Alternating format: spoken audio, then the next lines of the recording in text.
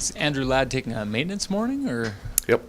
so he's playing tonight? He's playing tonight, yeah. How about Dustin Bufflin? No, Bufflin, Little, Perreault, and Sherrod are out. If you're looking forward to the playoffs, a good chance that these two teams could meet in the first round. Does it become any more important than to establish a victory against these guys? No, in the regular we're season? focused on the 2 points. You never know there's still lots of games left to be played, and they're jockeying up top for that first spot, and we're trying to get into that 8th or 7th spot. You want to play well, you want to have a good feeling, but you want to win. That's the only thing we're thinking about here tonight. What's the prognosis with Bufflin? Yeah, he's probably right where we originally scheduled. He made some real good improvements kind of early in the week, and then it just plateaued a little bit. So we were hoping it would just kind of keep getting better. So he's on track to that 2 to 4 week range. He won't play here tonight. Possibly Saturday we would be more optimistic than for the road trip. And with Mark Scheifele, what do you see in his play recently? Has something kind of clicked for him, or is it just natural progression? Well, hopefully, I think a little bit of both. He's definitely gotten stronger. His speed's there. I think Blake Wheeler has an impact on that. The two of them really are going. And he's been, with Brian out especially, he knows that the importance of his role is even greater now. Both he and Adam, young center iceman, are taking a critical line matchups, shifts, ice time. That's got to feel good. It's got to excite you even a little more for the game. You just talked about Blake and Mark together. Is Blake? Blake just talked about having two lines, two effective lines that can log lots of minutes. Has Blake playing with Mark allowed you to have that second line, or has it been more Mark playing with Blake, or is it a mix? Well, we started that way early on. I went away from it. We weren't scoring a whole lot. We didn't have a whole lot going. We had some other injuries that had played into that line change. But I've always liked Blake and Mark together. Mark's game, Blake brings certain elements of Mark's game out in that speed. You know, when he plays with him, he plays a faster game. Mark, it doesn't look like it at times, but he is really fast. He's just an efficient, kind of graceful skater. Blake has such an explosive burst to speed, catches your eye, and that brings that out in Mark's game. So they're a good pair, a good combination. Blake will get in and be physical on the forecheck, and Mark has enough hands and skills to make plays to him. We have to have. I think what's gone better for us in the last 4 or 5 logs, we feel like we've got 3 lines with Stempniak and Talusti come in, and then I've played that 4th line more now that Halischuk is back in. So we're deeper there off the bench, lets you control your matchups a little bit more. Blake was an Olympian and had a career high in points last year playing with Brian Little, and you walk up to him and say, "I'm taking you off that line." Yep. What does he say? Whatever you need. He has been really consistent with that, and that's true of all those older guys. They had just gotten through a stretch of. He's always had that willingness to put the statistic part second. So he had fallen down kind of in that group this year when we had moved him around a little bit, and now he's coming back to being a point leader for us. But right from day one, none of them cared. Ladd didn't care, none of these guys. So we structured our lines a little bit differently, and he excelled with it. You know, he just said that he wants to be known as a player that's hard to play against. And he said he wasn't that previously because of his defensive side of the game. Right. And he said since he started playing for you, that's changed. Did you work on that? Did you speak to him on that? As a team, not as the individual. So you've got a young guy that comes into the league with great speed, and he feels he has real good offensive ability, so that's what he wants to bring to the table. So he's going to bring that every night, and I think, you know, going back and watching the Atlanta / Winnipeg, that's what it was. We were going to play. I'm a scorer, and everybody was trying to play that game. There has to be more to your game than that, and they all recognize that. How close is he to the top of his game, or is there?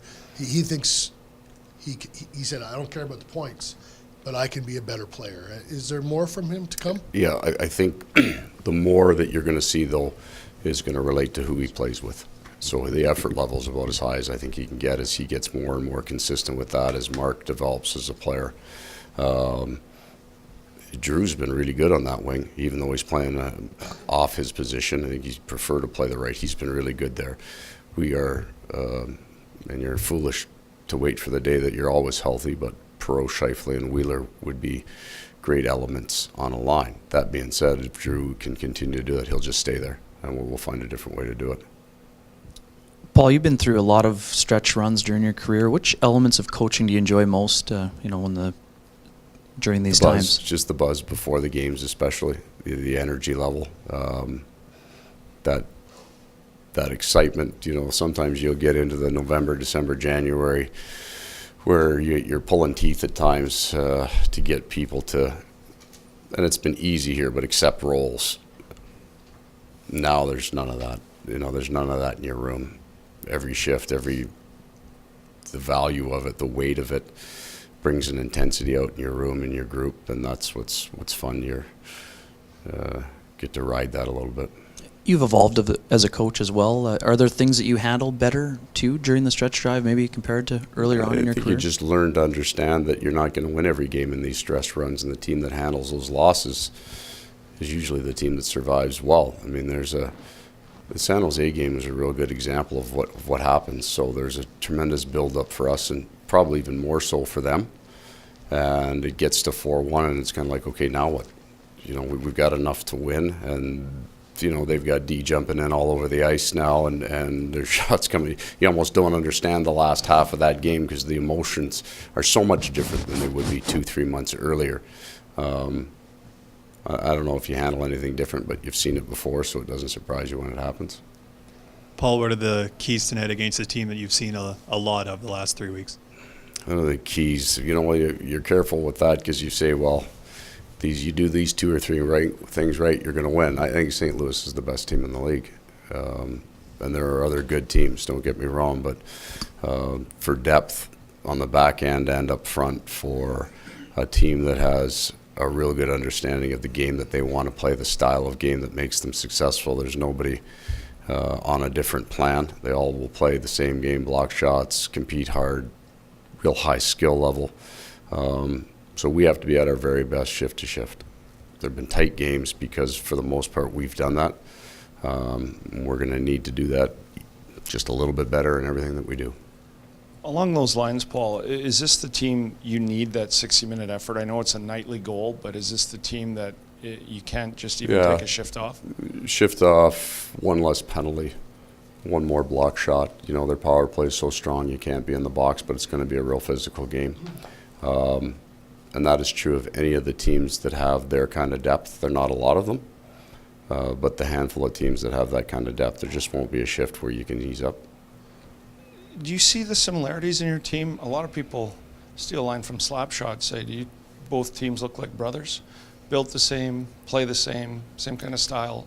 They're been doing what they do well for a number of years, though. They've been a very strong team. Even prior, we went in and lost to St. Louis 3-2.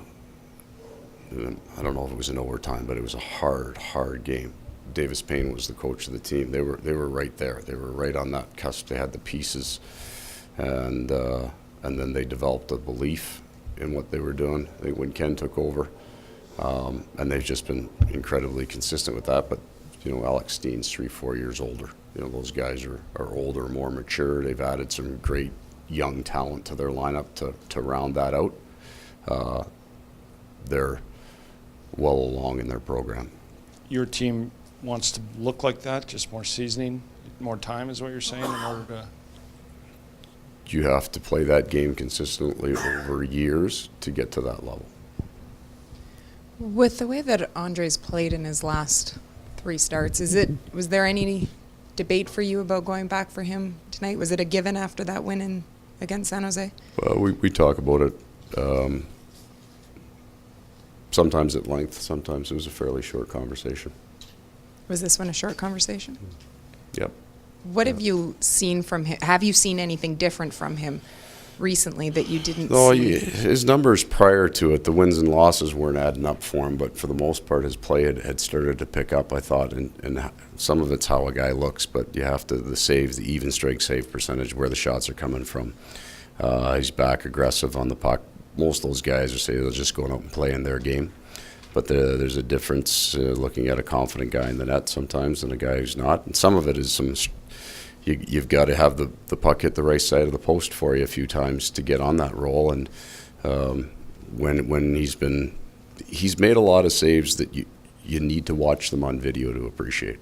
Especially you play Tampa Bay with their ability. San Jose's got some good shooters on their team.